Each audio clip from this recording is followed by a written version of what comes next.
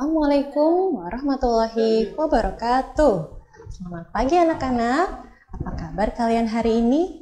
Ibu harap kalian semua selalu dalam keadaan sehat walafiat dan tetap semangat untuk mengikuti pembelajaran di rumah. Berjumpa kembali dalam program pembelajaran jarak jauh bekerja sama dengan KKG Gugus 4 Harjamukti Kota Cirebon. Perkenalkan, nama Ibu Penny Noviliani. Ibu bertugas di SD Negeri Kali Jaga Permai Kota Cirebon. Hari ini Ibu akan mengajarkan kalian materi kelas 4, tema 4, berbagai pekerjaan, subtema 1, jenis-jenis pekerjaan, pembelajaran 3, dan juga pembelajaran 4.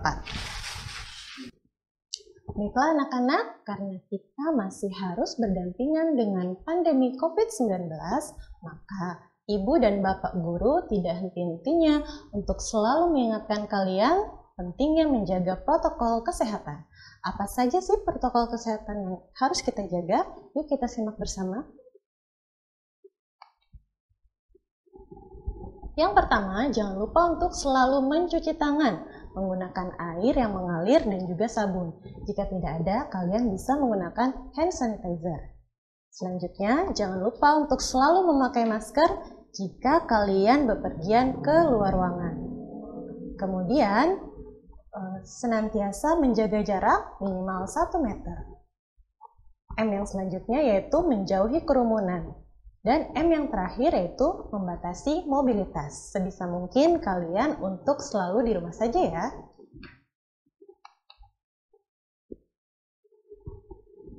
Persiapan sebelum belajar, yang pertama jangan lupa untuk selalu berdoa sesuai dengan agama dan kepercayaan kalian masing-masing. Kemudian siapkan buku dan juga alat tulis. Lalu jangan lupa untuk atur posisi duduk kalian yang benar dan tegak. Ya, usahakan layar gadget kalian tidak terlalu dekat dengan jarak mata kalian. Baiklah anak-anak, sebelum memulai belajar, alangkah lebih baiknya kita berdoa terlebih dahulu. Bagi yang beragama muslim, Ibu akan pimpin doanya ya. Berdoa dimulai. Bismillahirrahmanirrahim. Raditu billahi rabba wa bil islami dina wa bi Muhammadin nabiyya wa rasulah. Rabbi zidni ilman warzuqni fahman.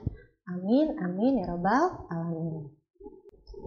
Tujuan pembelajaran kita hari ini yang pertama yaitu siswa mampu menemukan sifat-sifat tokoh dan membandingkannya dengan terperinci.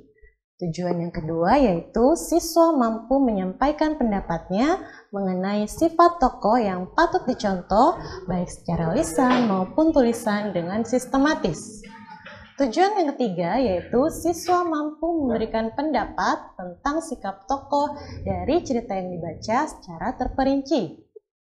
Tujuan berikutnya yaitu siswa mampu membuat rencana kegiatan untuk menjaga kelestarian sumber daya alam di sekitar dengan terperinci. Dan tujuan yang terakhir yaitu siswa mampu memberikan pendapat tentang sikap yang sesuai dan kurang sesuai dengan sila pertama Pancasila dengan benar. Baiklah anak-anak, kita masuk ke materi yang pertama ya. Yang pertama tentang unsur-unsur dalam cerita. Ada 4 unsur yang akan kita pelajari hari ini, yaitu yang pertama ada tokoh. Tokoh merupakan pemain atau orang-orang yang terlibat di dalam cerita tersebut. Tokoh di dalam dongeng dapat berupa manusia atau bisa juga hewan. Nah, unsur yang kedua yaitu penokohan atau watak. Penokohan atau watak adalah karakter atau citra tokoh yang disajikan atau diciptakan oleh penulis. Unsur yang ketiga yaitu latar. Latar adalah segala keterangan, petunjuk, pengacuan yang berkaitan dengan tempat, waktu, dan suasana terjadinya peristiwa dalam cerita. Latar ini bisa terbagi dalam 3 jenis. Ada latar waktu, latar tempat, dan juga latar suasana. Dan unsur yang terakhir yaitu amanat atau biasa disebut pesan moral, merupakan pesan dalam cerita yang ingin disampaikan penulis kepada pembaca. Pesan ini biasanya berisi contoh nasihat atau perbuatan-perbuatan bijak. Baiklah anak-anak, untuk lebih memahami tentang unsur-unsur cerita yang tadi Ibu sampaikan, yuk kita simak cerita tentang semut dan belalang. Di tengah hutan, hiduplah seekor semut yang sangat rajin. Setiap hari, semut itu selalu bekerja, mengumpulkan makanan, dan menyimpannya di dalam lubang. Teriknya matahari dan derasnya air hujan tidak mengurangi semangat sang semut untuk mengumpulkan makanan. Dengan bersusah payah, sang semut bekerja keras untuk membawa makanan, kemudian dikumpulkan dan disimpan di dalam lumbung rumahnya. Pada suatu hari, ketika sedang bekerja, sang semut bertemu dengan seekor belalang yang sedang asyik berjemur sambil bermalas-malasan. "Hai Mut, kamu sedang apa?" tanya belalang. "Aku sedang mengumpulkan makanan untuk persiapan musim dingin," jawab semut. "Ah, buat apa kamu melakukannya sekarang? Musim dingin kan masih lama. Lebih baik kita bermalas-malasan dahulu," kata belalang lagi.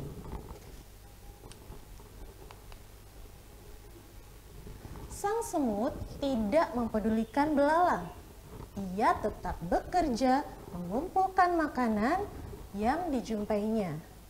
Demikianlah sepanjang hari sang semut sibuk bekerja, sementara sang belalang bermalas-malasan. Akhirnya musim dingin tiba.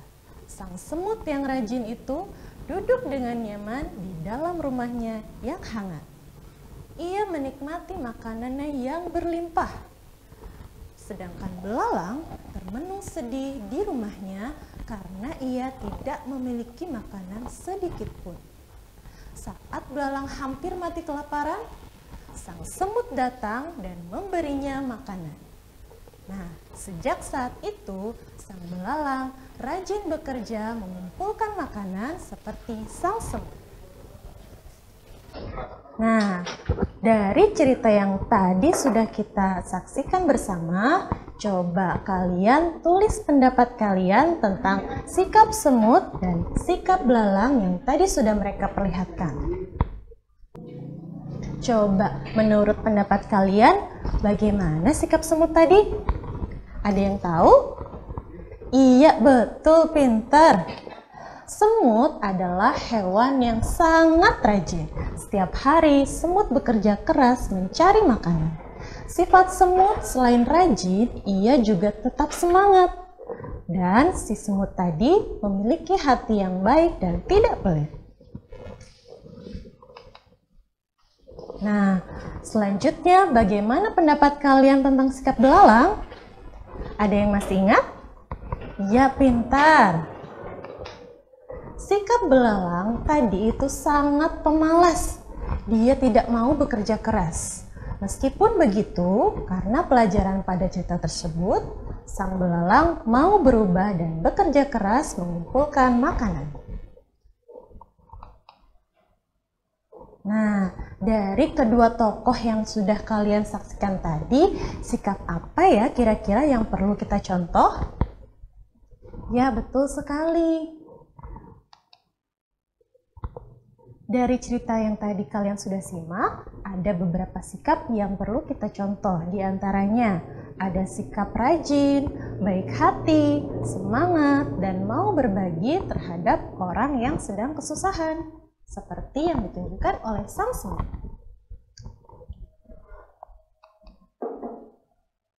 Nah, anak-anak, saat seseorang bekerja, mereka harus mempunyai nilai-nilai yang baik.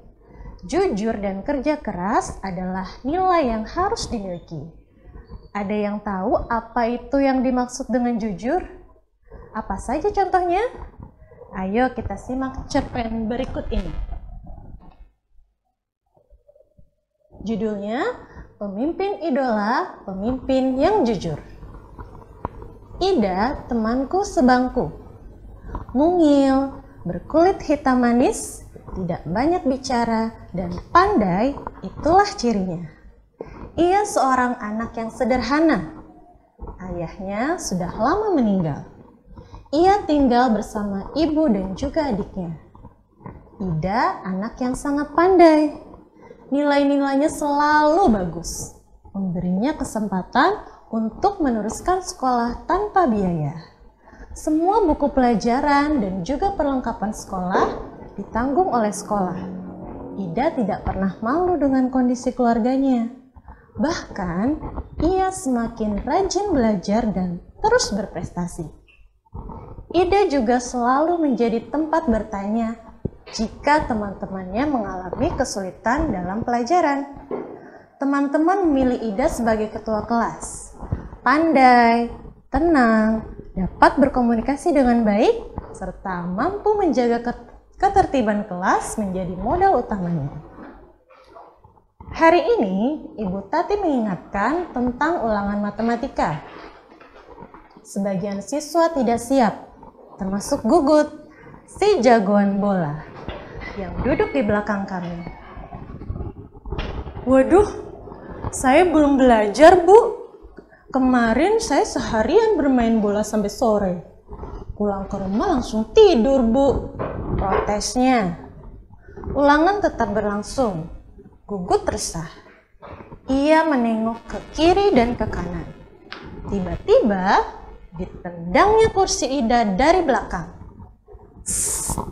Ida, bantu aku dong. Geser sedikit ke kiri. Aku mau agar aku bisa lihat hasil kertas ulanganmu. Minta Gugut. Ida bergeming. Ia hanya menggelengkan kepala pelan, tanpa menengok ke belakang. Gugut mengganggunya lagi. Ayo dong Ida, sekali saja. Nanti aku beri kamu uang Rp10.000. Kamu bisa jajan kue di kantin, rayunya. Gugut tahu benar, Ida tidak pernah jajan di kantin. Ibunya tidak memberinya bekal uang jajan. Ida selalu membawa sebungkus nasi dan lauk dari rumah. Namun, di luar dugaan Gugut, Ida tidak terusik. Sekali lagi ia menggeleng pelan. Sampai waktu berakhir, Gugut terpaksa menyerahkan kertas ulangannya dengan mengurai. Pada waktu istirahat, Ida menghampiri Gugut. Maaf ya Gut, aku bukan tidak ingin membantumu. Menyontek dan memberi contekan kepada teman adalah perbuatan tidak jujur. Bahkan, perbuatan tersebut bisa dianggap sebagai korupsi kecil-kecilan, katanya kepada Gugut. Ah Ida, masa mencontek sekali saja dianggap korupsi? Setauku, korupsi itu nilai miliaran dan hanya dilakukan oleh pejabat berkuasa, kata Gugut. Gugut, justru kita harus melatih diri. Korupsi dan menyontek sama-sama mengambil hak orang lain. Bernilai kecil atau besar, tetap saja itu tidak jujur. Kita membiasakan diri bertingkah laku lurus. Mudah-mudahan ketika besar nanti, kita tidak akan tergoda untuk melakukan korupsi dalam bentuk apapun. Ida menambahkan dengan panjang lebar. Aku dan teman-teman sekelas yang ikut mendengarkan percakapan Ida dan Gugut terdiam setuju. Memang tidak salah kami memilih Ida sebagai pemimpin di kelas. Tidak sekedar pandai, Ida juga patut dijadikan teladan. Nah, dari cerita Ida dan juga Gugut tadi, kira-kira sikap apa ya yang perlu kita contoh? Apakah sikap Gugut atau sikap Ida? Yuk kita bahas bersama. Nah, pertama kita bahas dulu tentang sikap Ida. Ida memiliki sikap sederhana, tenang, jujur, juga rajin dan tekun belajar. Kira-kira pendapat kalian apa ya tentang sikap Ida? Ya, betul sekali. Ida itu anak yang sederhana, jujur, dan rajin. Maka tidak salah jika ia dijadikan sebagai ketua kelas. Selanjutnya, kita lihat bagaimana tadi sikap Gugut. Ya betul sekali nak, Gugut itu tidak jujur saat ulangan. Kemudian dia juga tidak bisa memanfaatkan waktu untuk belajar. Makanya tidak bisa mengerjakan ulangan. Sampai minta jawaban ke Ida. Nah, pendapat kalian seperti apa ya? Pastinya tidak boleh ditiru ya nak ya.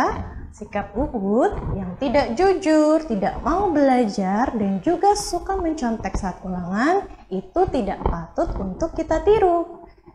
Kita harus jujur dalam segala hal, termasuk dalam pelajaran ya.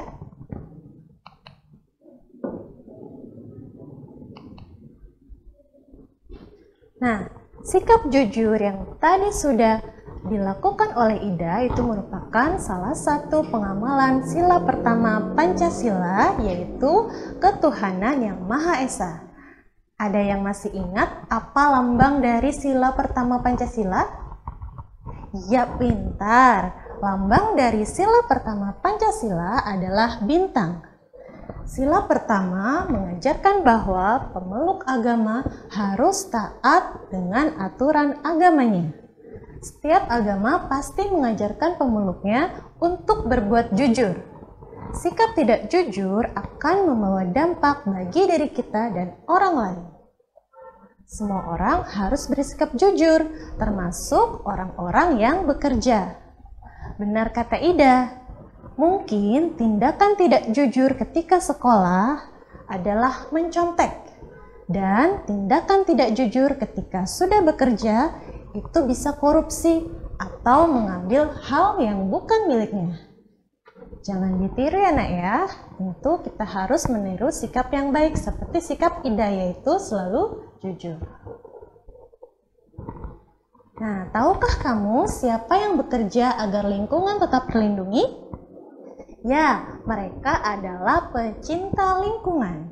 Mereka adalah orang-orang yang bekerja untuk melindungi lingkungan tanpa imbalan atau bayaran. Pencinta lingkungan bekerja di berbagai wilayah. Kalian juga bisa menjadi seperti mereka. Tugas dari pencinta lingkungan ini adalah menjaga lingkungan dari kerusakan dan pencemaran akibat ulah manusia. Kamu dapat menjadi bagian dari mereka yang peduli terhadap lingkungan.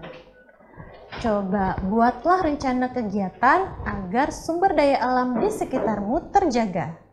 Pilih paling sedikit 2 sumber daya alam yang ada di sekitarmu, kemudian rencanakan 3 kegiatan untuk menjaganya. Nah, sebelum membuat rencana kegiatan tersebut, terlebih dahulu Ibu akan jelaskan tentang cara menjaga sumber daya alam.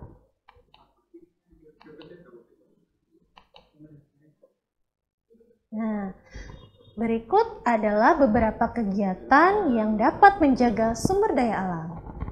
Yang pertama, coba kalian perhatikan ada gambar apa di sana? Ya, betul sekali nak. Itu adalah gambar seorang anak yang sedang membuang sampah di bak sampah. Kira-kira apakah itu dapat menjaga sumber daya alam? Tentu bisa. Berikutnya, nah perhatikan gambar yang kedua.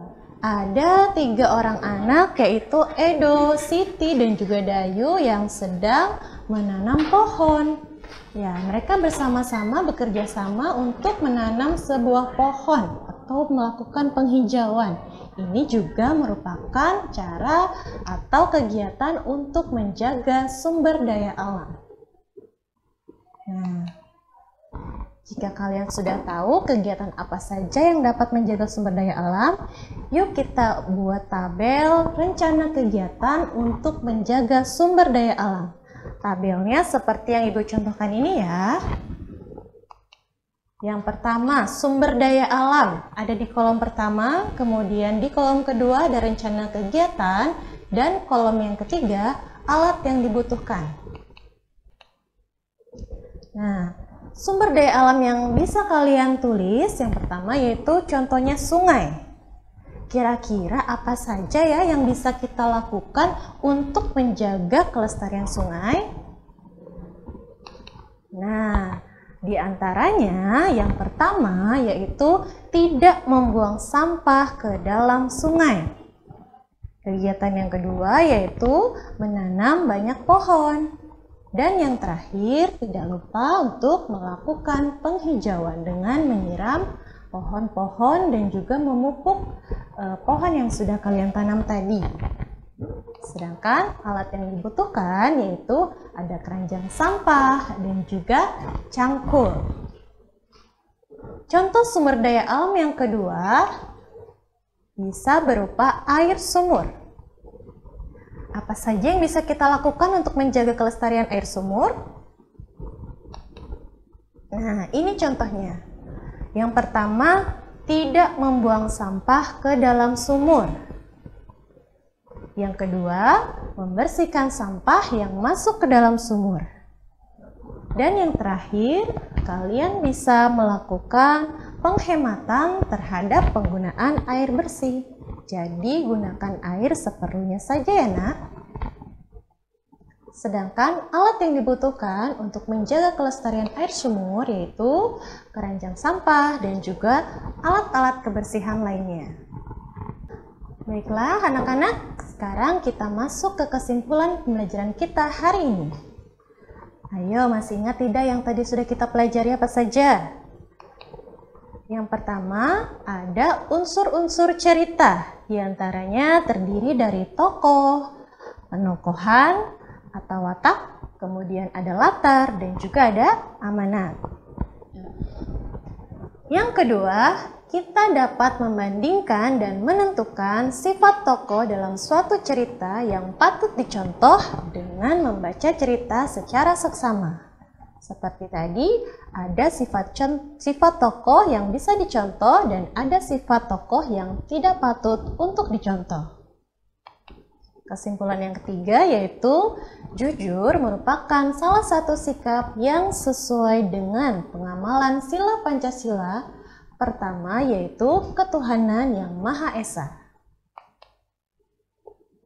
Kesimpulan berikutnya adalah kita dapat menjadi bagian dari mereka yang peduli terhadap lingkungan dengan membuat rencana kegiatan agar sumber daya alam di sekitar tetap terjaga.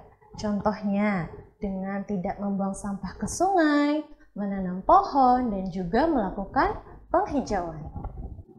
Nah, sekian pembelajaran kita hari ini. Semoga dapat bermanfaat bagi kalian. Dan jangan lupa anak-anak untuk tetap menjaga protokol kesehatan dan selalu semangat mengikuti pembelajaran. Mohon maaf apabila ada kesalahan. Ibu akhiri. Wassalamualaikum warahmatullahi wabarakatuh.